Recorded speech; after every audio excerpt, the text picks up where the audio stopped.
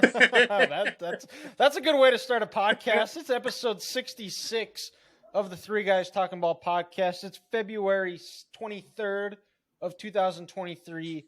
It is the Bulldog Turner edition of this podcast. You guys know who Bulldog Turner is? Not a clue. No? No. Okay, well, so there were some other candidates, but I just couldn't quite get myself to choose them. Do you know any other 66s that are famous? That's a tough number. I have no idea, no. Well, Ray Nitschke, the former Packer linebacker, was 66. He's out because he was a Packer. Fair.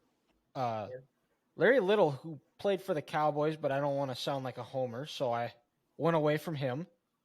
Alan Faneca, good career in the NFL. Great. But he went to Ohio State. Great career. He's out. Great career in the NFL. And I settled upon Bulldog Turner, who was a Hall of Fame center and linebacker who played for the Bears in the 1940s. Yep. And I've got Chipotle, if you guys can answer what college he played for. Say his name now? Bulldog Turner. And you can't look it up. I feel like somewhere with a Bulldog is almost too easy, but I'm going to go Mississippi State. I am going to go NC State. Both of you guys are wrong.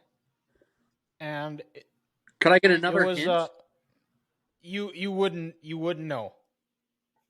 He played at Hardin-Simmons, a D3 school out of Abilene, Texas. I'm gonna be honest. Chipotle is trash anyway, so I missed on purpose. Okay, fair enough. Sure. Well, I would have Venmo'd you to go to, I don't know, wherever you want to go. Poncheros. Poncheros. You want to Venmo me anyway? Please go ahead. On your birthday, I will. Thank you. What'd you get? And I don't have enough money.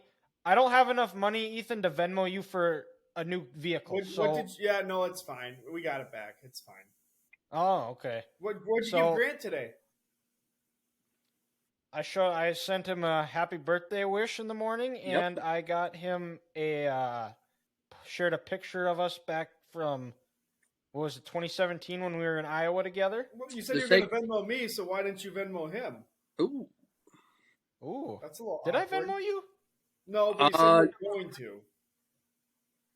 For your birthday, though? Yeah. Yeah, in like 6 months. You know, because his birthday. You just said that 2 minutes ago. His birthday's in August. That's true. You kind of messed that one up there, bud. No, I don't think so. Well, and I don't have to Venmo him anything because it looks like I'm looking at Venmos right now, and it looks like his sister Olivia Venmo'd him money for Chipotle. So we got it covered. We don't have to get him anything. And then I gave him the gift of showing up, and he can see my face, and we can have a wonderful conversation. And then Miranda Venmo'd me money for lunch too. Could that be Chipotle? Could it be something else? Who knows? But it's lunch. You get to decide. I get to decide. It's lunch. You do. So life is good. It is. But, and I'm just being like Ethan and trying to be petty because you guys didn't get me anything for my birthday, so I'm not going to get you guys anything. It's fine. It's okay. I shared a photo on Instagram. That works. That's all I could ask for. Yep. So Ethan, your girlfriend got her car stolen. But it sounds like you guys got the car back. We did. So it was stolen. I have no idea what time. Sometime between 8 o'clock Friday night going into 7:20 a.m. Saturday morning. So your guess is as good as mine. We really did the whole Minneapolis experience this weekend. Were you shot at? No, we didn't get shot at. Just a very generous car stealing. They had a rosary in the car though, so thank God they believe in Jesus. But they left a rosary in the car. They left a rosary in the car. I shit you not. That sounds like a gang sign type. It has to be. But yeah, I found out. Go ahead, Grant. I'd just be slightly frightened that they somehow got your address and they're going to come back for more. Like, hey, you see this other rosary? You know it was us. We threw it away. Don't worry, it's okay. Oh, okay, good, because that rosary is definitely tainted. You don't. Yeah, it has some bad juju on it. You got to take that to a priest and like exorcise it. Exorcise the demons out of it. So I don't know. Hannah's dad took it, so I'm gonna just off on that one. His hands are clean. His hands are clean, folks. I'm good. I didn't touch it. I didn't look at it. I looked at it in a photo. That's all I did. Huh. But I guess it's basically a game, Dylan. What they do is they pretty much steal a car, they run it down to E, or basically on E on gas, and then they just steal another one. So pretty cool. Very nice people. Ethan, if I'm not mistaken, is this the Kia Boys on TikTok? Yes, it was basically the Kia Boys. That's probably where they got this idea from. Okay. And if you don't know what that is, I'm sure most people do. You literally just take the whole panel off the thing. You stick a USB in it, and the car starts, which is kind of mortifying. That's crazy. So it wasn't even like hot wired. Huh. So it wasn't like hot wired or anything. It just, you put in a USB chip and it starts. Well, you got to hot wire something, but that's how that's like the main thing is the USB, like the Apple USB port. Oh wow. I don't know what it was. They were trying to explain it, but yeah, it's kind of wild. Blew out the back window. That's how they got in. Back passenger seat. Oh wow. Oh, I thought you said that they were able to unlock it. Oh no, we had no idea how they got it, because by the time before we went and actually before they found it, we had no idea how they got it because there was no glass on the ground anywhere. So it was very hard for us to know. But they pretty much broke it going in, but yet none of the glass fell out, which was kind of crazy to me. Or they had a cleanup crew come behind him and they picked up all the broken glass. I don't know. There's a ton of glass in the car, tons. But I'm saying well, I wouldn't sit on it then. I'm saying in the parking lot, if there wasn't any on the, Yeah, I mean they could have swept it up or something, but outside of your building or something. I don't know. Yeah, because that's crazy that you would think even if they break it to the inside. Well, I guess that's really the only way. You would think there'd be at least some remnants or something. And I'm not gonna lie, Minneapolis is not the greatest city in the world, and I'm not here to promote it and say it is, and say, oh, I love my city, blah blah blah. That's a bunch of bullshit. You hear about these Kia Boys, you think Philly, Chicago, Atlanta, Detroit. You never think it's going to happen in your city. Yeah. But then I guess, with the path that the city's gone down these last couple of years, we shouldn't be surprised about anything. I mean, shoot, that poor elementary kid was stabbed in school a couple of weeks ago in St. Paul. So nothing should surprise us anymore. This metro's kind of falling apart. And I don't live in a bad area. It's a solid, nice neighborhood across the street from a golf course. So it's maybe that's why they did it. They knew there'd be some value. Maybe they thought, hey, someone will leave some valuables in a car. Yeah, I have no. They obviously targeted it because it was a Kia, but they just drove by and they're screw it, we're going to steal this car, and they did. You literally just happened to be parked in the wrong place at the wrong time. Yeah. But now I get to pay $50 more for a garage, so. Hey, there you go. Winning. Where you lived 3 years ago when I came and visited, when we went to the went to the NDSU Butler game. Yeah, I could see a car getting broken into there. Yeah, that was about 3 miles away, but 3 miles is a long ways. Yeah, but also, especially in Minneapolis. That spot was right by the police station. Yeah, across the street, so give or take. Huh. But yeah, so that happened this weekend, so that was fun. But it is also St. Louis Park PD, and anytime someone passes out at the gym and it's a medical emergency, they like to take their sweet old time. So maybe not the best. They were pretty damn solid on this one, actually. I was kind of surprised. Okay. They threw out Hannah had a car seat in there and some mail, and I called it in at about 7:45. By 10:30, they had found the car seat and the mail just ditched on the side of the road a little bit away from my apartment. And then by 2:33, they found the car. So, who knows? Maybe they had it for 12 hours since midnight. I have no idea. But honestly, did they run it out of gas? There were 6 miles left on it when we got to it at the impound lot. Oh, wow. So yeah, they. Now, here's where was the gas tank on Friday night? Because if they ran it down to E, I want to say it was probably 3/4, roughly, pretty close. cheapers, criminy. Oh, I don't know where they went. Probably just a joyride around the Twin Cities. Yeah, where did they find it at? It was by Bademacaska or Lake Calhoun.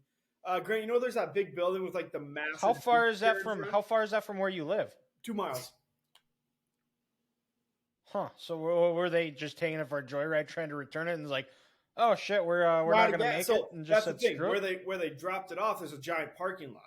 So probably what they did, like the cop said, drop it off in a big parking lot. You steal another car, you move. Go to the next car. What were you saying? Where was it by E? Across from Taberna, and then where they're building those giant new apartments. There's like that business building right just to the right of it, right by Bademacaska with the big beach chair in front of it. Yep. It was in that parking lot. Broad daylight. Yeah, right next to the lake. Yeah, and it's you know, it's that road is a busy road. It's a Friday night. People are going to the bars. There's Ubers left and right. But then again, they're just driving a car and nobody thinks anything of it. No. Nope. They're probably hotboxing in there too once they parked. It didn't. Well, they couldn't hotbox it because the window was That's broken. true. That's true. But the crazy thing was, like, we get to the actual place for the impound lot, and the guy's like, "So, just before you, just be careful when you sit down or when you look at, like, a lot of the times these people put needles in between the seats on purpose, What? or if you see $100 bill, there's fentanyl on the other side. This is like worst case scenario stuff, but just to make sure you know." I'm like, what in the hell is happening right now? Like.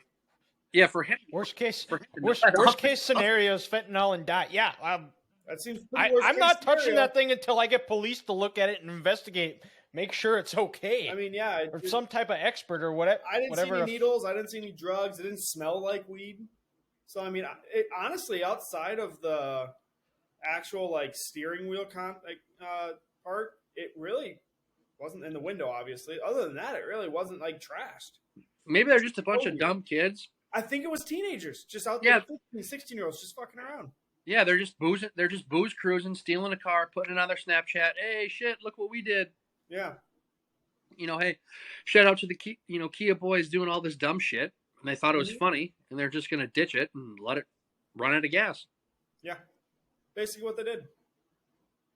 Oh, were you featured on Minneapolis Crime Watch? I tweeted I did actually, or Crime Watch Minneapolis, but I did DM them saying like it got stolen, but by the time they responded, it had already been found. So I was not able to get on there. Probably not the worst. I will say I am kind of disappointed in that Twitter page because like they tweet like the original like crime that happens, and it seems like they never follow up on anything. Like the time when I was in Minneapolis in the Sinclair next to Grant's place, there was a shooting there. You never hear anything more about there was it. A murder. He died. Yeah, but they didn't say what the reason was, anything. Yeah, like if they found the suspect, if he was. They did end up finding him later, a couple weeks later. I want to say. Yeah, they found him a couple weeks later. Huh. But he's probably out of jail anyway, because let's be real, we don't prosecute here. We don't prosecute. We just assume you're going to come back for your hearing and let you out on zero bail, even though you just cold-blooded killed a guy. Well, it was a drug deal gone wrong, and he shot the guy in the chest. Yep. See you later. And to think when we were kids and we thought we were cool doing dumb shit, we'd walk around neighborhoods, ring people's doorbell, wake them up at 3 a.m, hide in their bushes and hear them, "Get off my lawn! I'm going to call the police on you little fuckers." And now people are stealing cars. Like, where did it go wrong? That or they're playing tag with shotguns. It's just not a smart game. Yeah, where did it all go wrong? They're playing. Who's playing tag with shotguns? I'm just saying they're shooting each other. Oh, gotcha. Okay, that's a new way. That's a new way of saying that. Yeah. Okay, I've never heard that one. That's a good one. Wait, you're dead. Hi, win. Oh wait, it's not Family Guy. You don't get to come back to life. No, you do not. That's like that episode. That's exactly what I was thinking of. Grant was that episode of guys don't shoot at Lois because she's scared. And then all of a sudden they turn the lights off and bang, just shots everywhere. But oh, what a great show! But well, I'm glad you got the vehicle back. Is the window fixed? No update yet. I've not heard from Brian yet, but I would assume no. I don't think this. they put anyone out there yet today, as far as I know. But hopefully soon, considering we're about to get 60 inches of snow. It's who? Yeah. It like you said, Ethan. It sounds like it's just never going to stop. Yeah, I saw you guys are getting hit pretty hard with snow. Yeah, we're projected anywhere to 18 to 22 inches. Ugh, we were supposed to get like 4 to 6 tonight. I think I heard. But hey, guess who's leaving Friday? So I don't have to deal with it. Suckers. You know what? Yeah. It's funny. Alec is leaving on Friday too. So I'll be. He's going to Raleigh, and then Chapel Hill to see. Hey, we'll be close. To see a below average basketball team. Hey, what flight is he on? What time does he fly out? Southwest leaves at 12:30. Oh, okay. So Friday. He's not flying Delta. No, I think by Friday. I think everything should be good because they're going to have. We're not flying out till 6. Like, well, plenty of time. Oh yeah, you guys are good. The city would have to be basically dead if we don't fly out. Well, yeah, and you got to think they're going to have plows and heavy machinery out every single night. Oh yeah, and so if you're trying to fly out Tuesday night through Thursday, you're probably SOL. Like, my mom heard they're already giving out vouchers. I believe it. There's no flight's going to head out of here in those 48 hours. I'm just glad I wasn't leaving this week, man. That would have been 2 times in a row. Mother Nature told me to fuck up. Yeah, that's right. Yeah, you didn't get to see Tommy. Yeah, I didn't get to see Tommy. So how was Florida, Grant? Oh, let's. What'd you guys all do? I know you were Siesta Key. So are you going to be a contestant on the next season, or was that? Unfortunately, not. I wasn't able. Oh, what the hell! I wasn't able to run into the beautiful people, down there, and actually, after watching this season finale, it almost looked like a series finale. Oh, you missed your calling. I missed my calling to be a douchebag. Attention whore Florida man, which I think actually is my true calling. This is true. It's kind of okay. Keep going. Kind of a shame I missed out on that. So that was, like I said, I think Siesta Key might be done. So you just have to go down to the Sarasota area and enjoy the beach yourself. But yeah, down in Florida, just a lot of perfect Florida things. How was the beach? Absolutely fantastic. Was it? Oh my! What is the water pretty clear? Your raccoon eyes. What was that? I can't tell by your raccoon eyes. Yeah. The water was clear. It was cool. It was cool out there on Saturday. They actually had a rip tide warning out? Okay. It was breezy off the Gulf there, and could have taken you in for a ride if you got out a little too far. But the water was cool, and I couldn't get over how fine the sand was. Like if you want to go to that beach and build a sandcastle, you're not doing it there, because you could fill your bucket up and turn it over, and as soon as you lift it off the sand, it's just gonna it's gonna fall because it's that thin and that grainy. But the sand was so cool. Like, if you're out there in the hot Florida sun, all you had to do was essentially just kind of go 2 inches below the sand and get that base layer, and it felt like it was 15, 20 degrees colder than anything else, and that would help cool you down right away. Nice. What was the temp like there? So Saturday was the coolest day, and when I say the coolest day, the high was 77. Oh, tough. Yeah, it was tough. You poor soul. I woke up Saturday. I'm not gonna lie. I was down there for 3 or 4 days, and my blood thinned out a little bit. Woke up, it was 54 degrees. I had my long sleeve on, and I was like, "Whew, it's kind of chilly, guys." Okay, that's just pathetic. So, It is a thing. I give Caleb shit all the time because he goes, "Jesus, Grant, it's 68 degrees today, and I had my long sleeves on." Well, when you're used to it, I kind of get it now. Yeah. Well, when we went down to Arizona, and my cousin was getting married down there, it just worked out that way. And like at night, my dad was wearing his winter coat. Once the sun went down, he was so cold. Yeah. So, no, I mean, I get it. But besides that, most days it was 82, 83, 81. You woke up, the sun was up. It was never a cloudy day. There wasn't rain any of the days you were down there. It was just, perfect weather. A good escape from this nonsense we have here up in the Midwest, where you don't see the sun. It's dark. It's gloomy. Seasonal depression's kind of kicking in a little bit. You go down, you get some natural vitamin D. You're able to play a round of golf. which is a good time, and it's nice because the clubs I rent are better than the ones I have up here. Well, you just got new ones. And I just got new ones, yeah. But no, last year when I bought new ones, I bought I got a 5-wood, the Callaway Maverick. Yep. Set of clubs I had this time was the iron set. Was the whole thing was the Callaway Mavericks. Oh, there you go. And that was. What course did you play? Cypress Creek. Cypress Creek. Okay. I'm trying to think. I don't know. Where was it at? I want to say it's in, I think, a town, Ruskin, or a little south of that. I believe the Pittsburgh Pirates, they have their training facility down there. Okay, yeah, it says Ruskin. Yeah, Florida. Where like I said, it's like the southern home of the Pittsburgh Pirates.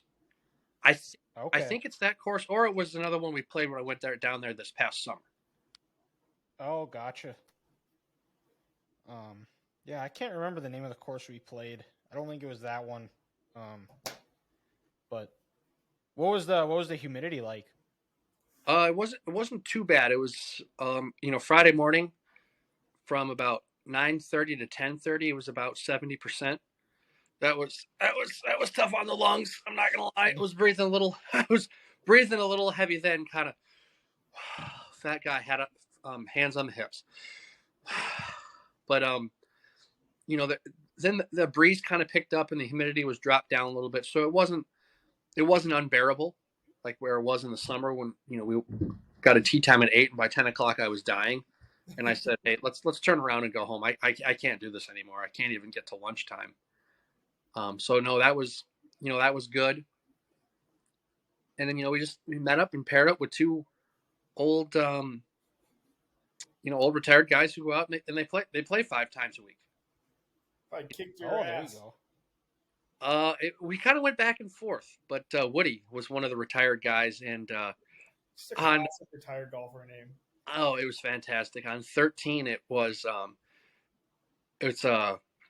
par 4. It was a hard dog-leg left where you go about 200 down the fairway, and then it just 45-degree angle to the left, and you got to split 2 trees when you're going left. And Woody just absolutely nailed this thing, and he put it within 2 feet of the cup. Damn. Looks at us and he goes, "All right, boys, I'm done for the day. That was my best shot." Hey, he just absolutely stroked it. And when I was on that hole, guess what? I didn't hit the trees, Ethan. It's a miracle. Kind of a miracle. Wow. Yeah, it's definitely a miracle. It's a miracle. I didn't hit the trees. You know what they say? A blind squirrel finds a nut every once in a while. Every once in a while, Grant misses a tree. Yep. But probably because I had some nicer clubs, or I just got lucky. Lucky. Probably a little bit of both. Hey, I'll take it. But then, of course, besides the golf, you just you're doing, you're being lazy. You're sitting around at the pool. You're getting some sun, as you guys can tell with the raccoon eyes I got going on here. You go to the beach, and then, for dinner, you go to, restaurants on the ocean. You're looking at the bay. You can see St. Pete from across the bay. You're getting, the fresh shrimp from the Gulf in the morning, the catch of the day, live music, some of the best drinks you'll ever have with, the sunset off the coast. It's a vibe that we just don't have in Minnesota. And I'm not going to lie. If the economy wasn't just dog shit and the housing market wasn't the way it was, I could see myself living down there because it's just so magical and peaceful. And I love going down there. And as you guys know, Caleb's my guy. And, it'd be fun to be near him. But until then, we keep dreaming about it. Yep. And your family's in Minnesota. That's right. Yep. DC's moving until all all this snow hits, and then you're like, I don't know if family's a good enough reason to stay around. Yeah, exactly. When we're stuck in our homes, Tuesday night through Thursday night, and then when Ethan, Alec, and Hannah are all being selfish and going to the Carolinas, I have to shovel out the driveway and make sure his car doesn't get towed and do all this other nonsense. And I'm like, this is bullshit. I hate the snow. Just get a snowplow. snowblower. Well, here's my thing. Since I technically don't own this house, I don't want to invest in a snowblower, so I'm just going to bitch and moan. Well, harass Alec to get one then. That is or if you get one then, and then when you buy your own house, you already have a snowblower. Kind of like how I got to tell him that he needs to build a bathroom downstairs, so I don't have to go upstairs at 2 a.m. to use the restroom. Just go outside. I can't anymore. There's yellow snow out there. So? The dog doesn't go in that spot where I go in the summer. And? I just don't want him thinking, oh, what's this guy doing, taking a piss in the backyard? He'll understand. No. He seems like a reasonable guy that, yeah, well, I wouldn't want to go upstairs. I mean, if you start doing number 2 down there, yeah, then he might start questioning. But no, we ain't doing that. If it's yellow, let it mellow. And we're letting it mellow. Because I tell you what, as soon as this snow melts, it is the classic. I open up this back door, I go to the mulch outside on the right, and we're just right there. There you go. See? I don't see why you can't just don't do it now. You just have a nice path shoveled. You just open the door, and you just go. You just let her flow. Yeah, I really got to look into this. I mean, not like he goes back there anyway. Yeah, exactly. We'll never know. See, and the only way he's going to know is if he listens to this. And who knows? Maybe after listening to this, he'll say, you know what? That makes sense. Either, if I was in Grant's situation, I'd probably just go there out in P2, All right, we got some legs to this. We do. I have your back. So, yeah, we got this covered, okay? We got some legs. I would have nothing to worry about. All right? And you said he's going to Raleigh. He's never going to know, for at least if you do it for the next couple of days, because he's not going to be there. That is true. See? I'm just a problem solver. We're figuring the world's problems out. We are. One bathroom. We are. Exactly. And, yeah, so there you go. And now did you do anything special for your birthday? No, not really. This kind of last weekend was kind of, something special for my birthday because, Caleb's birthday was on Friday.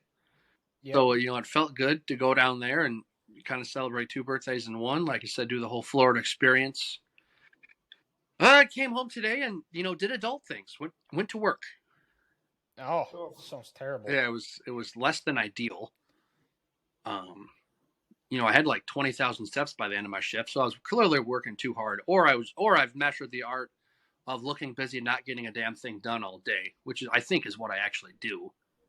Oh, I'm good. That's like one of my greatest strengths. Well, and like I always say, guys, I'm underworked and overpaid.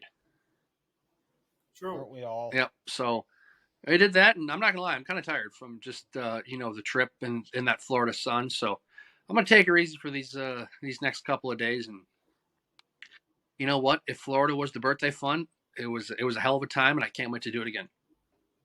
There you go.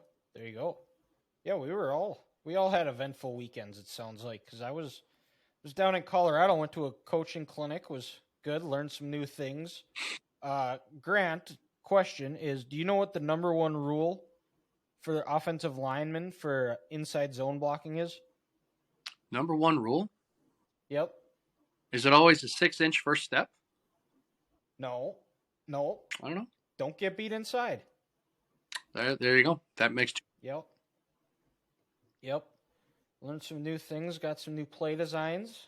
Won't share here because who knows who might be listening. Don't want to give them an edge of what the plan is for next year. I got to sit in with Clemson's passing game coordinator. Some pretty interesting stuff. Talked about how they're going to be going more to the Clemson will be going more to the air raid this year with Garrett Riley being hired.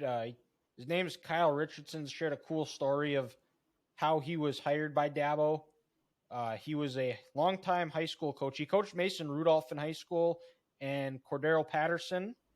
There are a couple other guys too that I can't think of off the top of my head, but he was also running a program about getting kids prepared for life after football when they were done, if it was college, high school, NFL, and he was doing a presentation at some Nike camp, and Dabo was sitting in on it, and he said that after he was hired, Dabo told him how, like, when I sat in on this meeting about what you were doing for kids off the field, I wrote down that I was going to hire you someday, and now here it is. So that was a cool story. Got to listen to Colorado offensive line coach. Big dude, scary dude. I would not want to get on his bad side because he can yell. Talked about how the Colorado, they've got 3 returning offensive linemen, and none of them can bench 300 pounds. That's embarrassing. Yeah, he's like, I just found this out today, and I'm not too happy about it. So you could tell we got a lot of work to do. Now, when he says 3 returning guys who played, or returning guys from last year who are on scholarship now? Yeah, I think it was 3 returning scholarship guys. Because I mean, they've had so much turnover with Dion True. getting taking over the head coaching job. So I think he said it was 3 scholarship linemen, and none of them could bench over 300 pounds. So you're telling me I can bench more than the guys at the University of Colorado? Yeah.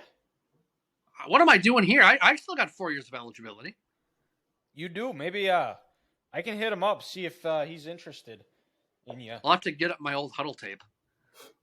I guess we'll have to, but we'll have to warn Shadur to make sure he better work on his escapability and from all the blown blocks you give up. You mean the one in the last game I played? No, that you're only as good as your last block. Yeah, and on that same play, I got fucking destroyed at midfield because Phil threw an interception, and I was half-assing it to try to make a tackle, and this other defensive lineman saw me coming from across the field and just clobbered me.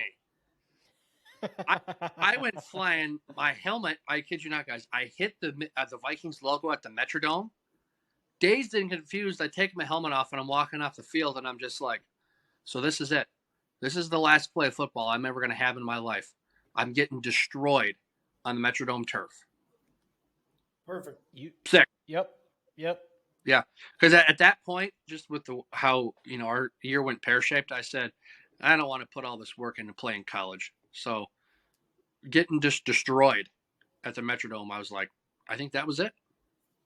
And you finished your high school career with, I believe it was three pancakes, 104 sacks allowed. Is that correct? I think that sounds about right. Perfect. Yeah. So okay, just had to make sure. And 37 false starts, 59 holds, and 6 hands to the faces. I think that was your final stat line when I looked it up. 7. Oh, it was 7. Okay, they must have missed one. Mm-hmm. Okay, gotcha. And then Gotcha. and then one Andrew Wiley taunting penalty like he had against Sam Hubbard. Oh, yep. Yep. Is that's when you ran onto the field without a helmet on? Well, no, I was just making the fairy tale dance because some guy was acting like a fruitcake in front of me. Yeah. 104 sacks allowed. Grant's the one that's taunting. Yep. Yeah, you deserve that one though. So Exactly. But yeah, it was a good time. Got to eat at Fogo de Chao again, which was incredible. Ate way too much. What was the best thing at the Denver Fogo de Chao? Ooh. The top sirloin was very, very tender. So was the filet. The filet was probably the most tender. But the top sirloin, the lamb chops were good. That's 2 for 2. We're 2 for 2, boys. Minneapolis and Denver with that top sirloin being the tits. Yep. The bacon wrapped chicken was pretty good. They had chicken thighs there. They were okay. They weren't the best part of the meal. But yeah, we had a lot of lamb chops. Trying to think here. The filet, it was a mostly beef. Like when we went to the one in Minneapolis, it seemed like there was a little bit more of a variety. There was I think we had ribs, we had some sausage, some lamb, chicken. The only chicken we had was the bacon wrapped chicken at this one. Okay. Which was phenomenal, but did you get some Parmesan pork? Oh, we did not. Yeah, there was no pork. Okay. No pork at all at this one. Well, with those ranchers out there in Colorado, they're just producing the beef, baby. Yeah, it could be. It could be. But yeah, overall it was a fun trip. Long drive, very long drive. How many hours? It was like 9.5. So it's the same distance from Dickinson to Minneapolis, from Dickinson to Denver. The only difference is that Dickinson to Denver its majority of it's actually highways, which kind of sucks. But also, fun fact for you here in terms of drives, you can get from Chattanooga, Tennessee, all the way down to Tampa in about 10 hours. So that just puts in perspective how long that drive was. And you can go from Atlanta to Tampa in 8 hours in the car. Jeez, that's crazy how far I suppose because Tampa is more so down below in the Panhandle, so you got to drive through the main part of Florida and then down. Well, you're on I-75 the whole time. It takes you to the northern part of that state, and there is nothing in the northern part of that state. Oh my God! And then you go through just like Wyoming. Yep. And then you get through Gainesville, and it just takes you I-75, baby. And that was my first time in Wyoming too. So. And did you see the train station? We did not, because we didn't go through Montana at all. Oh. So did not see the train station. I made that joke and only a couple of people got it. That's disappointing, actually. Yeah, that reminds me. When I was down in Florida before I went to bed each night, I caught up on a couple episodes. I'm right where you got. Uh-huh. Oh, so you're on the end of season 5? I'm at the end of season 5. Okay. All right. I'm right there. I'm all caught up with you boys. Nice. There it is. Okay. So now what's on your what to watch now? Mayor of Kingstown. Mayor of Kingstown. Okay. I have, that's one thing I have not started yet. Yep. Right now I'm on Your Honor with Bryan Cranston. I'm telling you, you got to start Full Swing. Yeah, that's also on the list. That's the PGA. Yeah. Yep. And then I'm also watching 1923. Okay. So yeah, I'm about 6 episodes in on Mayor of Kingstown because I started watching it last week, and Taylor Sheridan does it again. Tell you what, Michigan is a scary ass place. And these prisons you don't want to fuck with. It's true. So, no, yeah, we're that's where we're at. But yeah, Full Swing. So good. Okay, all right. One of the better documentaries I've seen in a while. And even though football season is over, though, we still got some football to discuss. We're going to discuss the head coaching hires that have happened so far. I think, actually, all the coaching hires have been finalized. Every team has a head coach now. There's going to be some movement, I'm sure, with coordinator positions, but we're going to talk head coaches, coaching hirings today, and start with Houston. They hired former 49ers defensive coordinator DeMeco Ryans. He has played for Houston before. He had a couple of different offers, I believe. I know he was offered the Denver job and he ended up choosing Houston. I think playing for Houston, was a big part of that. He understands the city. Big thing with the Texans, something they haven't done with their previous head coaches, is give him time, because this is a horrible roster. He's facing an uphill battle with a rebuild. They have a couple of nice pieces on defense, but the offensive line is a mess. They got to figure out what they're going to do with quarterback. The skill positions, hard to say what's going to happen. I know Brandon Cooks isn't happy there. They've got to figure that out as well. And I think the biggest thing, too, for DeMeco Ryans is who they get at quarterback. And then if they're able to develop him, he brought with him from San Francisco the passing game coordinator Bobby Slovic. So we'll see how he does calling the plays. But I think this is a good hire by Houston. I think they needed a guy that can bring some structure, some stability. I think he's got a defense he can build around and find a way to play some complementary football, especially with a young quarterback, is what you need to be successful and compete, especially in a division that outside of Jacksonville, there's a lot of question marks. So I think if he's able to get the quarterback figured out and shore up some things on the defense, I think they could find themselves in the second or third spot and pull out of the cellar of the AFC South. I honestly thought Houston's position might have been the best open. You're gonna go get you're gonna get your quarterback. You're gonna get him at 2. Who knows? Maybe they even trade up with Chicago. I doubt it, but you get your quarterback. Their defense wasn't bad last year. Pierce, your running back's rookie, he's a stud. Guess you got to decide what you're going to do with Tunsil, whether you're going to trade him, keep him to protect your asset at number 2 pick. I would keep him. I mean, screw it. Unless he wants to be traded, like I'm going to keep probably arguably the top tackle in the league. But I thought it was a great hire. I thought D'Amico Ryans fits that personnel really well. Just like that city very well. Obviously, I don't know to mention he played there. He knows the city probably better than anyone else, honestly. He was a stud there, and he's just a damn good coach. Like the 49ers defense, arguably the best in the league the past 3-ish years. So it's a good hire. Yeah, and I think the only thing that I think would deter people, Ethan, from what you said as far as being the best opening would be the ownership, because that's been the biggest glaring hole within the franchises, that the just kind of it's how unstable the ownership is in Houston. I think with a guy like D'Amico Ryans, I think hopefully with him playing there and understanding the city, understanding the culture that needs to be set from when he played, because that was when the Texans were a very good team. If he's able to get back to that and get the ownership on board and see what he's building, I think they can compete. Well, and I'll be curious to see.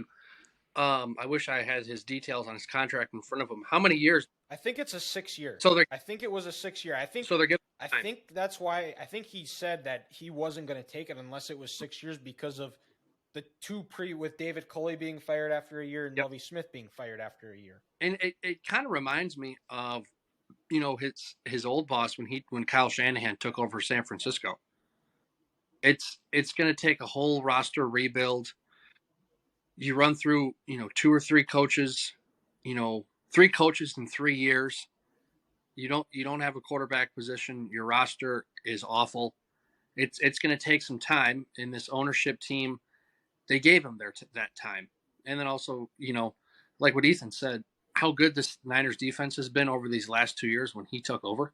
They were already good under, Robert Saleh, and they took it to a whole nother level. And also, I think you bring in D'Amico. I'm guessing Houston has a bunch of cap space. With his personality and the respect he has across the league from his players in San Francisco, and you see J.J. Watt on social media getting on board with this, he might, if they have some cap space in Houston, he might be able to bring some players with him who know, hey, this is an opportunity we get to go to this organization and we can be in charge of changing this culture. So you can kind of get that roster reset done a lot quicker because you bring in professionals already. And you also have 2 top 12 picks in the first round. You can get this ship going right if you get the right players in right away with 2 top 12 picks in this draft. In the New York, and also build your roster with a quarterback on a rookie deal. Yeah, and the Texans, I just looked it up, $37.6 million in cap space right now. So they've got some things to work with, and I think like Ethan said with what they're going to do with Tunsil, I think if they really want, they could probably clear out more space if they traded him or dumped him, cut him. There's definitely some more cap space available there. Well, but also, guys, we live in the social media world, and D'Amico, I heard, was going to interview San Francisco's pass game coordinator on the defensive side to be his defensive coordinator. And when that was reported out there, whether it was by Rappaport or Schefter, Jimmy Ward, soon to be free agent for the Niners, he tweeted out kind of that smirking, smiling emoji. And like I said, you have a nice piece in Derek Stingley Jr. If you could get Jimmy Ward in there too, those are 2 nice players in your secondary. You have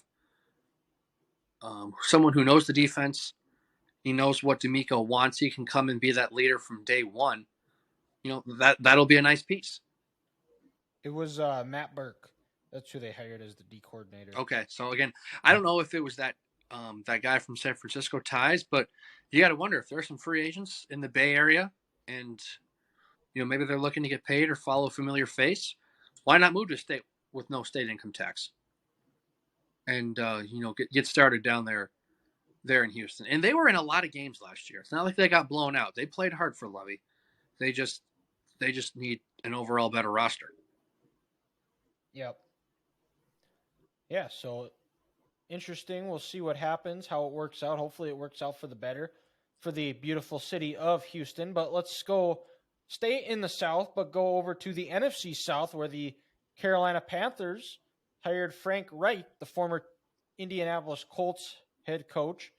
Hired him as the new head coach. David Tepper said that he wanted it was between Frank Reich and Steve Wilkes, but their owner David Tepper said that the way the NFL was going, it was trending more offensive favorably, so he wanted to get an offensive head coach. They have a solid defense in Carolina with Brian Burns and some other nice pieces. They played well with under Wilkes down the stretch. They were the team responsible for ending the Lions' playoffs hopes, essentially. They've got a solid offensive line, but what caused Frank Reich to lose his job is what could cause him to lose his job in Carolina. And he's got to get the quarterback position figured out. If he's able to do that, they could compete. And if they get the right guy, they might be the favorite to start the year in the NFC South, I think, with the way this roster is. But we'll have to see what happens. I actually like this hire a lot. I think Reich kind of goes like the scapegoat almost at the Colts. I don't think he deserved that after Luck abruptly retired. They never did him any favors in who they brought in. Phillip Rivers, Matt Ryan. They didn't really even try to go get a young guy to go with that roster. At the time, they had a top 5 roster. Like, they were really good defense, but I mean, Phillip Rivers was a shell of himself. Matt Ryan, and that was the best. That was the best year they had. Yeah, and Phillip played well, but it was 2020. It was a COVID year. It was a weird year. Yeah. It was his first year. They never did any effort to actually go get a guy that could be the dude moving forward, and then they just cut him. And I mean, honestly, they look like idiots for doing that now because they are in a real shitty place now. But I think it's a good Same hire. thing with Carson. Yeah. Same thing with Carson played pretty well, except it was the last 2 games. There was a bunch of issues with him with Irsay because he chose not to get the COVID shot. And this year they go out and get Matt Ryan, and that one, he was worse than Carson Wentz. Easy. So and we'll get into Indy here in a little bit, but yeah, I think Indy is they're lucky they had a Peyton Manning and Andrew Luck as their 2 quarterbacks. Well, yeah, and just the Panthers have a good roster. Like you said, they very well could go into this beginning of the year if they get even if they go get like a Derek Carr. Jimmy Garoppolo. Yeah, like they have the pieces around him even without McCaffrey. Or even a guy like Carson Wentz. Yeah. If he's not the starter, bring him in as a backup. Yeah, probably the best backup in the league. I think if they do go the Carson route, I think even no matter if they get Carson, Derek Carr, or whoever else that you mentioned before, I think they still would be best to draft a quarterback, or maybe Will Levis is a good landing spot for him, for someone that can learn and develop and grow under a quarterback to see how things are done. Well, then also, I think the most important hire Frank had so far is he stole Deuce Staley away from Detroit. He's his assistant head coach and his running backs coach. He's the guy. He's going to bring energy. He's going to have the offense compete, and he's going to help Frank be able to build that culture. And he's a different personality than Frank. Frank's a leader. We're, a little more calm, cool, collected. Deuce is going to be in your face. We saw it last year on Hard Knocks. Him and Coach Glenn were going back and forth all the time. A little spiciness. which I think that that Carolina roster needed. And also, they hired NFL men. Not the worst thing this organization ever did was fire Ron Rivera. This is just Dave Tepper coming in. Yeah. Hey, I'm a billionaire. I want my own way. I'm going to hire my guy, and it sent this franchise back 3 years. And I think I'm with you, Dylan. I think to me this just seems like Frank is going to come in and he's going to get his young guy. He's done the veterans thing. 5 years with the Colts, 5 different starting quarterbacks. To me, this just kind of seems like get a rookie, day one starter. He's my guy. We're going to hit the ground running. This is me and him. We're going to get going. And I think it could be a good relationship because, like you said, they have a good roster. That you have DJ Moore. They almost won the NFC South this year. A good defense with Brian Burns, double-digit sack guy. J.C. Horn. J.C. Horn. Is it Derek Brown, that young man from Auburn in the middle? Yep. Your defense there. You have the pieces there, and the Colts. They made the playoffs twice. Twice with Frank. They won a playoff game. He's an NFL guy, and he's going to feel like he wants a second opportunity. So, I think Carolina did a good job here, and they might now have the best coach in the NFC South. I don't think it's even that much of a discussion because we saw what Todd Bowles was last year. He's not a head coach. He's a defensive. Dennis Allen, I don't think is a head coach either. He's a defensive coordinator. And then who's the fourth team in this? Oh, the Falcons. Archie Smith. Art Smith. I think he could be. They also need to figure out what they're doing at quarterback as well. Mm-hmm. So, as of right now, I think you're looking at Frank Reich 1A and Art Smith 1. Actually, I would say Frank Reich is 1, and then Art Smith is 2. Yeah. But interesting to see. We'll see what they do in the draft and free agency. Let's go to the city. I was just visiting there where the Denver Broncos hired Sean Payton, who took a year off after the Broncos fired Nathaniel Can't Hackett. Just a disaster. They go out and trade their entire draft for Russell Wilson, who was underwhelming, who barely threw for more touchdowns than he had bathrooms in his house. The O-line is still a mess. And Sean Payton, after a year off, we'll see what he's learned, what he's done. I think sometimes we'll see if he can pick up where he left off. I think sometimes if you take a year off and you get out of that, it's interesting to see what happens, how much of it takes you to get back into that routine of things of grinding 20 hours a day and figuring it out. I know he's said all the right things about Russell Wilson. He's not going to get special treatment anymore like he did last year. Sounds like he's going to bring in Rex Ryan as the defensive coordinator. And I don't know who he brought in as a offensive coordinator either, but it's going to come down to how well he does with Russell Wilson. And frankly, I can't believe I'm saying this, and I've said my fair share of things about Mike McCarthy, but I don't know how far off I am when I say he's Mike McCarthy with a better PR rep. I mean, their resumes are very identical if you put them put up blind resumes next to them. Well, and I think you got to realize also, this will be the first time Sean Payton's a head coach without Drew Brees. We've seen, Bill Belichick's record in his career, both in Cleveland and New England, without Tom Brady. And it works both ways, but if you don't have that true franchise quarterback who your organization trusts, your organization believes in, and your team can rally around, you're not going to make it more than 3 years at one stop. So I'll be interested to see, what Sean is like outside of Drew Brees. But also, I don't know. Denver just seems like a real unstable spot. New ownership who they're forking a bunch of money out to, in the stadium with these contracts for Russell. Now also trade another first round pick for Sean Payton. You trade Bradley Chubb away last year. Your receivers can't stay healthy. Your best running back's coming off a torn ACL, bad offensive line. It's going to be interesting here in Denver. And like I said, before, I don't know if this was the best fit for Sean Payton. I'm surprised. I would have waited a year for Brandon Staley to get fired and go to Los Angeles and work with Justin Herbert. And then also, you had a top 5 defense last year, and you let that coordinator walk. Well, actually, I believe he went to Carolina, if I'm not mistaken. So Frank Reich with 2 great hires.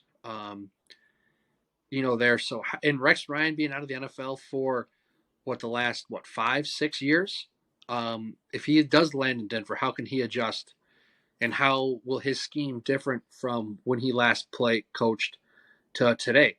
Will this top 5 defense buy into it or not? I'm not sure.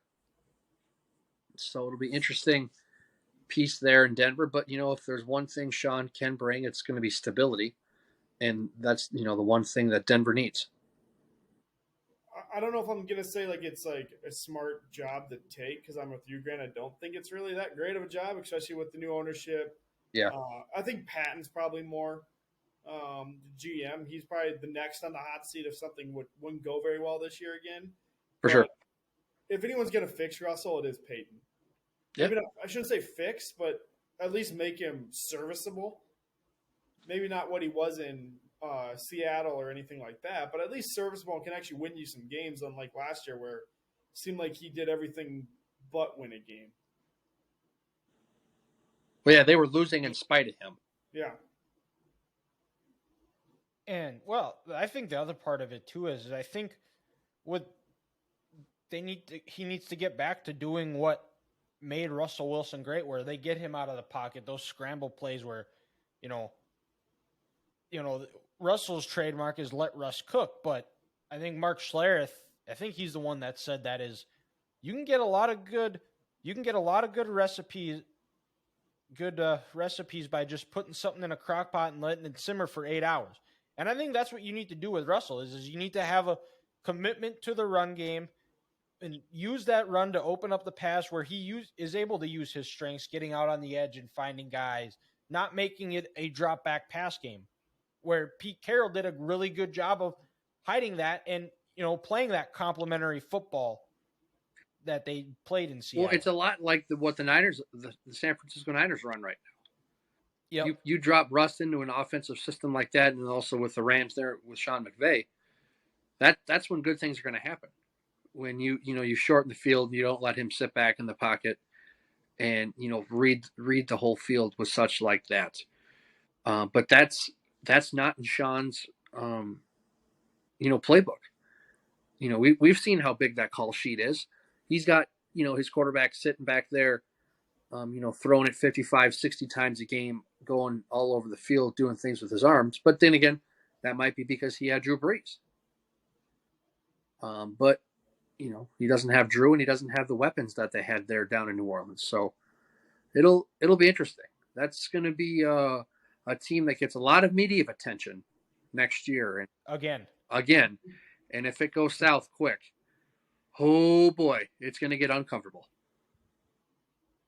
Yeah, we'll see what he learned in his year off, and go over to another spot that we were teasing earlier, the Indianapolis Colts. They fired Frank Reich mid-season, and they went out and got Shane Steichen, the Eagles' offensive coordinator. Was a big part of Jalen Hurts' development, and he also was I don't know if he was the quarterback's coach, offensive coordinator, or what, but he worked with Justin Herbert back in 2020, and then obviously Jalen Hurts and Philly, both one of the reasons they are both very successful. Indy, they don't have a quarterback. They got a nice running back in Jonathan Taylor, who they will have to pay. They got a couple of nice pieces at receiver as well. But this job with Indy is, I don't think they can do the rental, the veteran quarterback thing anymore. I think they have to go out They have to draft and develop a quarterback. None of this bring in a Derek Carr or anything like that. They've done that. It hasn't worked. Go out, develop a quarterback, bring him along. There might be some growing pains, but there always is going to be. This is a roster that could compete in a wide open AFC South, like the same thing we said with Houston. I'm going to disagree a little bit here. I feel like this would be a little different where Derek Carr, Jimmy Garoppolo, like I don't think they're at the end of their careers like Phillip Rivers and Matt Ryan were. I think they would actually be almost a perfect little bridge to say a Will Levis, an athletic guy that can get out of the pocket like a Jalen Hurts. Obviously wasn't as good as Hurts in college, but he has some intangibles you can't really teach that these guys love now. You're big. They're rocket arms. Like can get out of the pocket, they can move. And that's honestly basically what he's done the last couple of years with both Herbert and Hurts. I think it'd be perfect to bring him in, maybe not a Derek Carr, but maybe a Garoppolo that has kind of already been used to the whole grooming process. He can deal with it. He's faced that pressure multiple times now. Whether he wants to do it, I have no idea. But I think Steichen would be the guy to be able to pull this off. That's kind of what I was going to think. Ethan is like with same thing with Jimmy Garoppolo is like I don't know if he wants to be a part of another grooming process. I think he wants to go out and prove to be the guy, but it's the same thing like with Derek Carr. Like I feel like he's also kind of at the end of his prime at the end too. I think you're better off just drafting a guy and going with taking those growing pains. I'll say this about if you ask me, if we're talking about having a veteran here for the Colts, I'd take Derek Carr over Jimmy Garoppolo. We've seen Jimmy Garoppolo with a top 5 defense and a top 5 head coach. He's not the guy. And I'm not calling Shane Steichen a top 5 head coach. But with this Colts roster that they have in place with this defense that should be, at least middle of the road, I think a guy like Derek Carr could succeed there because he finally has a good team around him and he's got a coach who he believes in.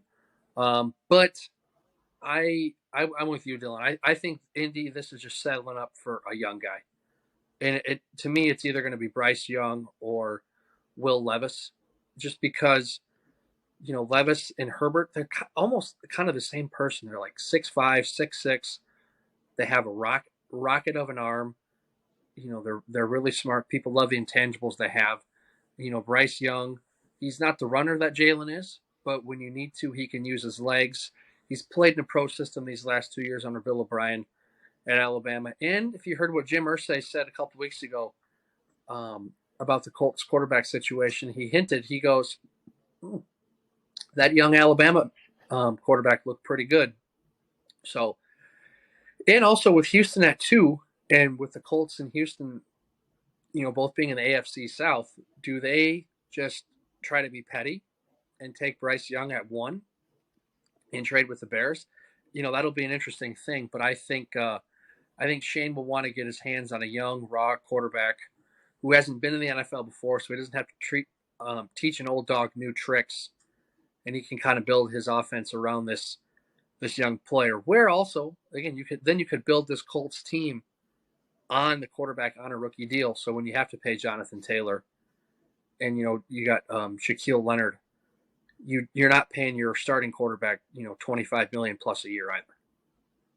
Yeah, another person too I think with the quarterback is possibly an Anthony Richardson, a guy that's really good with his legs, inconsistent as a passer, but I think Steichen, what he did with Jalen Hurts in Philly, because he was the play caller for a year and a half, and that's really where you saw the progression of Jalen Hurts.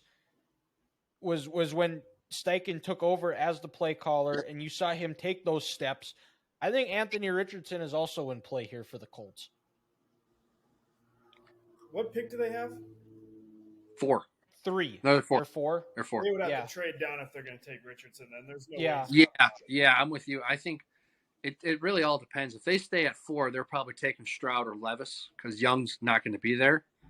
But if they're head over heels for Bryce Young, boy, they are going to have to pay a king's ransom to Chicago Chicago's in the best spot in the league right now, pretty much. Oh, Chicago? Mm-hmm. Oh, without question. Yeah, Yeah. they have the advantage. Yeah, we'll get into the draft here as that gets closer, but it'll be interesting to see because there's some reports out that they might look to trade Justin Fields. I think they're saying that they're playing chess here. You spent 2 years building a team around him. I don't think you're just going to say, screw it, we're moving on. Because remember, a lot of the Bears' losses last year wasn't because that offense was bad. They just gave up 35 points a game. Mm-hmm. Justin Fields and that offense put up a lot of points. They just gave up a lot of points at the defensive side of the football. Yeah, and they got to get some better receivers. They got $100 million in cap space. Yeah. Well, and get a running back who can complement Fields as well. Mm-hmm. But that's a discussion for another podcast. Let's go down to the Valley of the Sun, where the Arizona Cardinals hired Jonathan Gannon, the former Eagles defensive coordinator, and Kyler Murray coming off an ACL. He's probably not going to be back until at least halfway through the year, and I think I've seen some reports that have said he might just sit out this entire year. If the Cardinals are being honest with themselves and watching them on Hard Knocks, I don't think they don't really want to have truth tellers come in and tell them the truth about their organization. But this is a rebuild. This is where you trade DeAndre Hopkins, you cut as many people as you can and just try to build towards the future, and in hope where you can draft well, get some nice pieces in free agency, where when Kyler comes back in 2024, that's when the real Jonathan Gannon era will start in Arizona. To me, this is one of the biggest rebuilds in the last 3 years. Like, there's not a lot of good on this team right now. Anywhere. And Kyler Murray, too.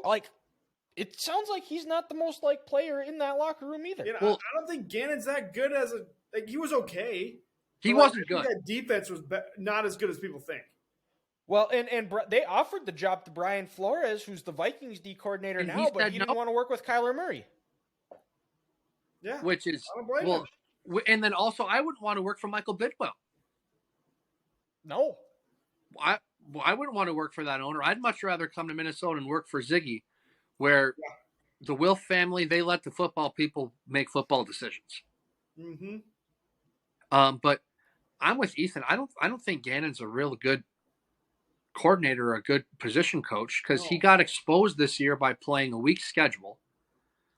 And then the last 2 times he's played the Chiefs, his defense has given up 42 and 38 points.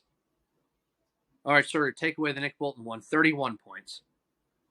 And then also this year when they actually faced a competent quarterback their other time, Dak put up 40 points on him on Christmas Eve. I don't get. Put over 30 on him, didn't they? Who? The Lions. Yeah, Lions put up 35. Yeah, week 1. Yep. Yeah, they put up 35 on him. This just seems like a job where Arizona was told no 3 times, and at some point, someone had to take this job. Yeah, it's the Cardinals being the Cardinals. It's just I don't get it, and I wish the guy had nothing but the best, but I just don't know. I don't think he's ready to be a head coach yet. And he's got a bad roster, a quarterback who players don't like. I mean, Patrick Peterson called him out before their game this year. And remember, it was either at the Pro Bowl or the Super Bowl this year. J.J. Watt was asked about Kyler Murray and didn't answer the question. Oh, I missed that. I did not see that. Yeah, I think he was on. But that's pretty damning if a guy like J.J. Watt doesn't want to answer a question about it. He's retired. And you saw how he reacted, like I said earlier, when Houston hired DeMeco Ryans. He was saying how great DeMeco was. JJ bought his first house in the same neighborhood as DeMeco because he trusts DeMeco. He's a leader. Men will want to follow him. And he didn't answer the question about Kyler. That should say everything about Kyler that we need to know. Stay away from that guy. He's gonna cause you to lose his job. Mm-hmm. And you can go back to a couple of years ago when Budda Baker got hurt and he was getting carried off on a cart. 52 players went over to dap him up, or 51 went over to dap him up. Buda Baker was one. The other one was Kyler Murray. Didn't go over there. Yeah. Yikes. So, yeah, the Cardinals probably staring a fourth place finish in the loaded NFC West again. And then also, and it looks almost inevitable. Look at the other coaches in that division. That's the thing. It's Jonathan Gannon, but Sean McVay, Super Bowl champion. Pete Carroll, Super Bowl champion and BCS champion. Look what he did. Got Geno Smith to the playoffs. Exactly. Look what he did last year with that Seahawks rebuilding team. Kyle Shanahan, been to 3 of the last 4 NFC championship games. Runner up in the Super Bowl. Best roster in football. Best roster in football. He was down to his third string quarterback and probably would have given Philly a game. They might go for the Lions record here. Oh, you think over? That's a bold prediction, Ethan. Are you saying they go over? Who do they this beat? year? Who can you say they're going to be? I mean, it is like obviously early in the offseason, but they are terrible. Let's what see here. all-pro player do they have at any level on any side of the field after they trade Hopkins? They're going to have to. He ain't going to play for them. They have Buda, but a safety ain't changing the game. A person at the safety position ain't changing a franchise. They might have the worst roster. They have a way worse roster than Houston does. I would agree. I would agree with that. I mean, right now, because I think James Conner's gone. I think DeAndre's gone. Probably the rest of those receivers. Zach Ertz is coming off another guy coming off an ACL injury. And he had a midseason too. He ain't going to be back for a while. Yeah. Well, they play the Bears and they play the Texans. Both are expected to be improved, but you never know. Atlanta I think probably lights them up. Atlanta will beat them easily. Atlanta, I think the Browns will be improved. Deshaun Watson's got some football underneath him. Commanders, who knows? No, Ron's not going to let that happen. That defense that game is in Washington as well. 2-15 at a good year. Yeah. I put the over under. And all their winnable games too. Looking at it now are all on the road because they've got the Bears. They go to Chicago. Texans. They go to Houston. Commanders. They go to Washington. Browns. They go there. Yeah, no, they ain't winning that game. I don't think they're beating the Steelers either. Mm-mm. No. But yeah, I'd put it maybe over under at 3. Yeah, I wonder what their win total is. I suppose they won't come out until the actual schedules are dropped. But I bet you it'll be 3.5. It's gonna be close. They went and the smart money's on the under. They went 4-13 last year. Yeah, the Chiefs won more home games than the Cardinals did. Yeah, the Chiefs won more games in State Farm Stadium than the Cardinals did last year. That's nuts. So they won the first and the last game of the year in that stadium. Yeah. That's insane. And I got to watch them lose too. True. So, well, I think that's about all we got for some NFL talk. Maybe another one. I think we could do some coordinator hires next episode or something. And spring training's underway. Maybe we'll see if Brandon would want to come back on and discuss some Twins baseball with spring training and MLB season around the corner. Right? Good buffer right before March Madness is about to start. It's things are about to heat back up again on the podcast, boys. Let's go. Granted, they never really simmered down, but it's going to sneak up fast on us, March Madness. It's only a month away, less. I mean, you got 2 weeks. Yeah. Well, there's 2 weeks of the regular season left. And it's going to be a crazy tournament this year because there's not everyone. I thought Purdue was going to run away with it 2 weeks ago. Yeah, they've lost 3 out of 4 now or something like that. Yeah. 2 in a row. I mean, you probably have a handful of about 10 teams that could win it this year. Yeah. Well, and this is a crazy stat is that because Carolina entered the year as the number 1 team in the country, and they are in danger of being the first number 1 ranked team to not make the NCAA tournament. Well, right now you can't put them in. They're 16-11. Yeah, they're terrible. They're awful. I mean, I shouldn't say they're terrible coming from a Gopher fan that's 1-13 in conference, but yeah, but the difference was the Gophers weren't expected to win a national title. You know, the Gophers weren't a sprained ankle away from probably winning it all last year. Mm-hmm. You know, had Armando Bacot not gotten hurt, but you know, when you're two starting, you know, backcourt guys, one of them shooting 9 of 25 every night, how you can't expect to win many games. Yeah. Well, and then there's some other rumors floating around the program. Ooh, boy, if that's true, I'm surprised someone hasn't been beat up yet. Yeah. Well, I'm going to pat myself on the back here because we're 2 weeks from March Madness officially starting, and my national championship pick is number 1 in the country still. The Cougs, man. Houston Cougars.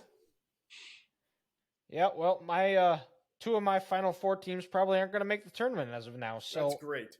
Well, that's on you for picking Michigan. I guess one of mine. Yeah, not. I think I picked North Carolina for 1. We all picked. Yeah, we all did. My other 3 are looking good though. I don't even know who I picked as my other 2. I had Houston. Creighton has turned it on of late. They're starting, I think, to gel a little bit with a bunch of their transfers.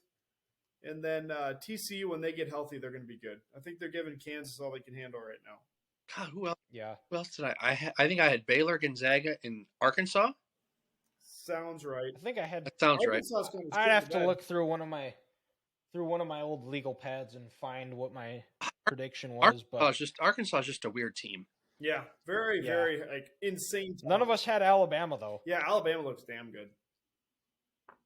But you know, it's crazy. Alabama has the best football/basketball coach duo in the country. Oh, easily. With Nate Oaks and Saban, it's not even close. Yeah, easily. For sure. But I suppose, Grant, the birthday boy, we're going to kick her over to you for Curveball of the Week. Well, as we just talked about at the beginning of the podcast tonight, I just traveled this last weekend. Dylan traveled this past weekend. Ethan is traveling upcoming weekend. Everybody has a traveling story that's just an absolute disaster. So I want to know your guys' worst traveling experience so far in your life you've ever had. Worst experience. Ooh. Oh, this is easy. Oh, okay. This. I have this one. It took a little bit, but this is by far the worst. The worst one. And knock on wood, I've been lucky that I've avoided most travel situations since then. But when I was 10 years old. Oh wow. And it was first time on an airplane flying to Denver. My dad won trips at a DSU basketball game. Playing bingo, which was DSU's mascot called the Blue Hawks. So instead of bingo, they would call it Hako, and you had to get an H on your bingo card to win. My dad been playing it.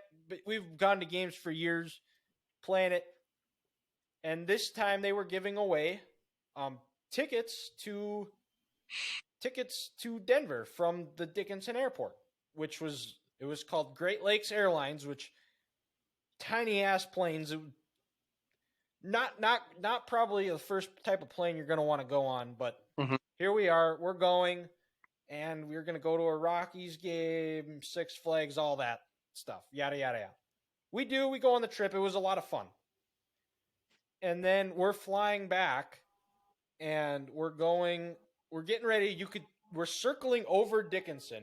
I could see the ballpark. I could see the football stadium, everything. Couldn't get a weather report. So unable to land. So we end up having to emergency land in Williston, which is 2 hours north of Dickinson. And we're sitting there, we unload, and we're kind of waiting to figure out what's going to happen. And they're like, well, nothing today because they're not going to be able to get it up working until the morning. So you guys, we'll cover your hotel, everything like that. And, you guys go stay at a hotel, come back in the morning. Plane will be ready for you guys. We'll go from Williston to Dickinson. So all that, like 2 hours of sleep, get up, go to the airport, fog in Dickinson. So can't fly. So they call and tell us like, well, we have a limo on the way. they're going to go drive you to Dickinson. And it was like, oh, cool. Limousine, get to ride in a limousine. Never got to do that again. Never, ever again do I want to ride in a limousine. Me and my parents, sister, and then probably like 8 other people in a limo driving back with this dude that looked messed out, like had like no teeth, long hair, and driving us home, and he just ripped Marlboro cigs the whole way home. And it smelled so bad. Oh my god! And we're all just sitting there. It was uncomfortable. Like I thought I was gonna throw up. Was it Marb Reds? Yeah. Oh yeah. He just had a big old carton just sitting on the dashboard. Oh god! And it was one of the worst experiences. Actually, I don't know. I don't remember if I don't think he smoked. No, I'm probably exaggerating that part that he smoked, but it reeked of cigarettes. And nice. It was like, we get out and I'm like, I look at my mom and I go, I'm never riding in a limo again. That's awesome. Just absolutely ruined it for me. Mine has to be freshman year of high school, band trip, bus down to Florida. No. Yeah. Oh, so no. You driving what? 20 hours straight down there? You ain't getting no hotel. You're sleeping on the goddamn freaking bus. So just think of laying on the bus on the ground while you're going over bumps at 80, 75, whatever miles an hour around mountains in Tennessee. And I'm laying underneath seats because I didn't want to lay on the seats. I wanted to lay on the ground. So I'm laying on the seats. We hit a bump so big, I flew up. I smacked my freaking head underneath the seat. I legitimately thought I had a concussion, like gash right down the middle, kind of bloody. I'm just like, oh, like what the? And then there's people. Oh my god, it's just people puking on the way. Like there's some bug going around. It's like half the bus is puking. On the way back, we make it down there. The trip itself was fun. I'll give the trip a solid B. The only thing that weighs it down is like the F- of the bus ride there. But then on the way back, I don't even know where we were, somewhere in Illinois. And of course it's Illinois where, you're so close to home. You're almost there. You're about ready to never talk to any of these fuckers again in your life because you just hit them after 40 hours on a bus. And some trucker falls asleep and jackknifes across the whole interstate. You sit there for 6 hours because there's nowhere to go. Oh no! I almost walked home. I was like, you know what? This is stupid. I give up. Like, did you get home at the same time? I literally, I could have hitchhiked, and at that time it was safe. Oh, that. And then, dude, you're at that awkward stage in high school. What if some dude falls asleep and he just gets a hard on right in front of you? I didn't see that happen, but I know a couple people that got only Grant would think about that. A couple people I know put up the blanket and they had some fun. Oh, hey. Oh, jeez. He let everyone know. Don't worry. He was very happy about it. And he should be happy. But the best thing was there was a guy. He was a senior. Had his dad's credit card, and we go to Cocoa Beach or whatever. And there's a porn shop there. So he goes and buys a bunch of porn movies.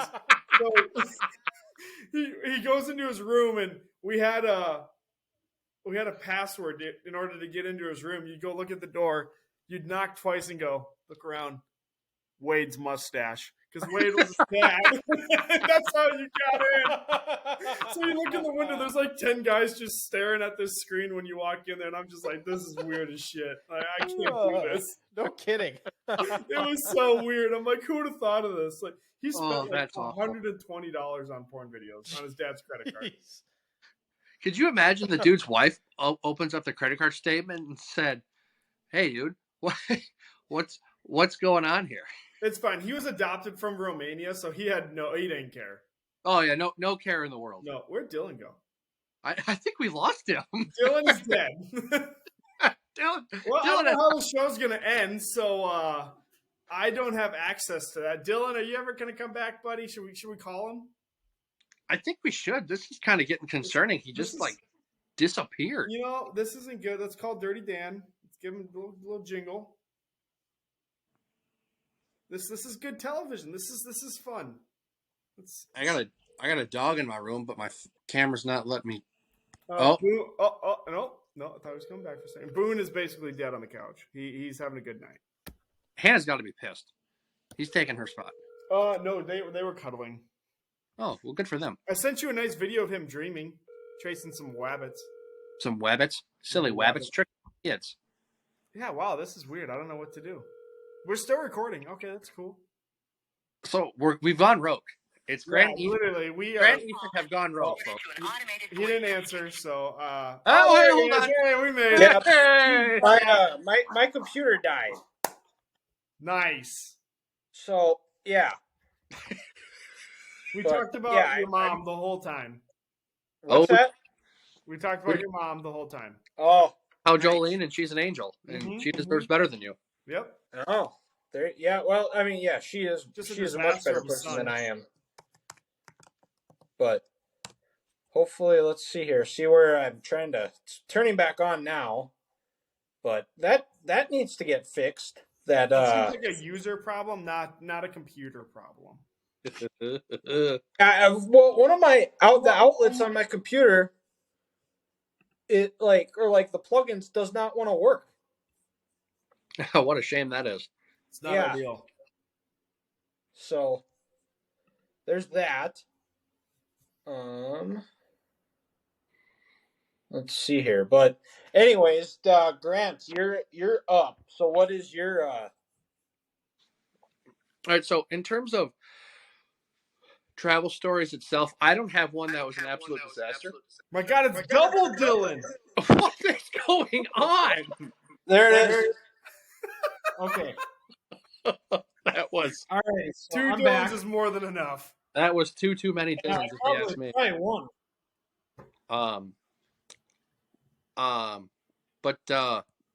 Shit. I don't have really too many travel stories where it's a complete disaster, but I do have an awful travel story when I was trying to pick up Alec and Halima from the airport. Oh God. Ooh. Oh gosh. So it's December of 2017. They're coming back from Cabo, and then Alec tells me, hey, we should be landing at MSP at about 9:45. All right, sweet. So I have heard this story.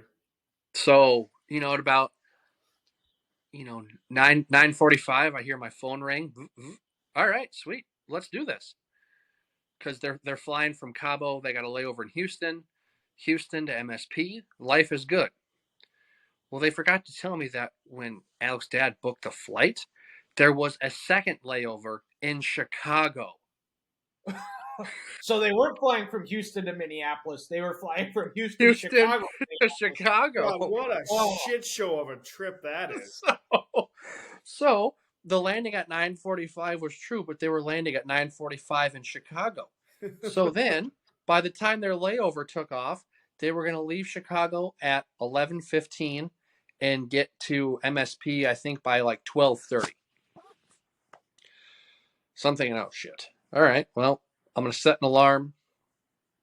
I'm going to get to the airport, about 12:45, 12:50, because they've already done customs. It's midnight. They can get going. They can do their thing, whatever, yada, yada, yada. Well, so I leave. I go to the airport. And then right as I just get in my car, as I'm driving to the airport, I get a call from Alec. And he goes, hey, heads up, they had to de-ice this plane. We haven't even left Chicago yet. Oh. And this this is midnight, correct? This is midnight. Yeah. And I'm already driving, and I'm like, I really don't want to drive home. I'm gonna go home. I'm gonna go home. So I go back. It's about 12:15 now. 20 minutes go by. Hey, we're still de-icing this plane. We haven't left yet. Oh my God. Okay, so half hour goes by. It's about 12:45. I finally leave, and I get to the airport. waiting for him. I'm there for about what seems like 40 minutes. And then they finally land at MSP, and they call, and then they're like, "Hey, so because then at this point he got the Wi-Fi for the plane. He goes, "Hey, we're circling the airport right now for about 20 minutes. There's too much ice on the runways. We can't land." He's Just like traveling in the Midwest in the winter. So I'm at this point where I'm literally sitting in the no parking zone at MSP for what seems to be like an hour, just waiting for them to land, and they finally come, and they're just like, "So, hey, we're here, but guess what? We have to check our bags, and we're at the farthest gate away. So it's going to be about a 15, 20-minute walk from when we get off this plane until we get our bags, and we're ready to go." So all in all, it's supposed to be 9:45 pickup time. It gets to be about 1:45 by the time I pick them up, and then I get home a little after 2 a.m. Well, I have to be at work the next morning at 7. I have to be at the gym at 7. I think I got about 3 hours of sleep with that, and it was just the worst, god awful experience in trying to pick up someone from the airport. And luckily, ever since then, it's been smooth sailing. But what an absolute disaster that was! Yeah, just don't go to MSP on Christmas Eve. Just no. Good to know. Yeah, my sister did that. My parents had to pick my sister up there this year, and it was an absolute disaster. Oh my god, it's living hell. It was awful. Sounds terrible. I think the first one was the worst one. After that, I've been fairly lucky. Never had any issues with luggage or anything like that. Or, there was one time I was close. We were close to missing our connecting flight. I want to say it was either my senior year of high school or freshman year of college. We were going to Florida, and there was a mechanical issue with our flight to Minneapolis. And this was at the time when Dickinson had flights to Minneapolis, but the mechanic in Dickinson quit, so they had to bring in the guy from Bismarck. Oh no! And it was going to be close regardless, but we take off, and they're like, where they say like, if there's people that have to make connecting flights, because it was delayed, there's some that are cutting it close. Please allow them to go and get so they can make it to their next plane. And our gate was completely opposite of where we landed. So it was me and some other kid. And luckily it happened then, because now we would have missed it. But it was me and this other kid. We're full on sprinting through the Minneapolis airport, running to our gate, like across the airport. And we make it. I get there, and I'm like breathing heavy, and I go, "Okay, we're here. You guys haven't finished boarding yet, have you?" And they're like, "No, we were actually waiting for you." And I'm like, "Are you serious? Like I just dead sprinted, and you guys knew, and you were waiting for us?" Well, we appreciate you being worrying and getting here as fast as you can. And I was like, "Huh. All right. Well, we're getting on the plane." So not about 5 minutes later, parents and whoever else was on that flight showed up. We all got the board. We all made it to Florida. All things good. Life is good. Yeah. So I suppose with that, you guys got anything else? Well, I know that Delta lost Ethan's golf clubs last year. Oh, don't even. Oh. Yeah. Ooh, that's tough. That's like more valuable than really anything. Mm-hmm. Like I'd walk around naked if that meant if I got to keep my golf clubs. Put on the show for the people. Yeah. Well, not much to show, but it's still a show. It's something. Best way to put it, but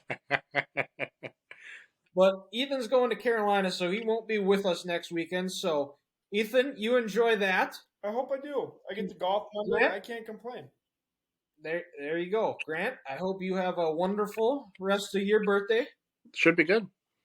And with that, I suppose we'll wrap this show up. Thank you guys for listening. Check us out on all of our social media. Go give us a follow on Facebook, Instagram, TikTok, Twitter at 3GTB Podcast. Go subscribe to our YouTube page where we'll be posting the video, the full episode, and the cut-ups of the show, which will be released Friday. And that puts a wrap on episode 66 of the Three Guys Talking Ball podcast. Thanks again for listening, and we'll talk to you next week.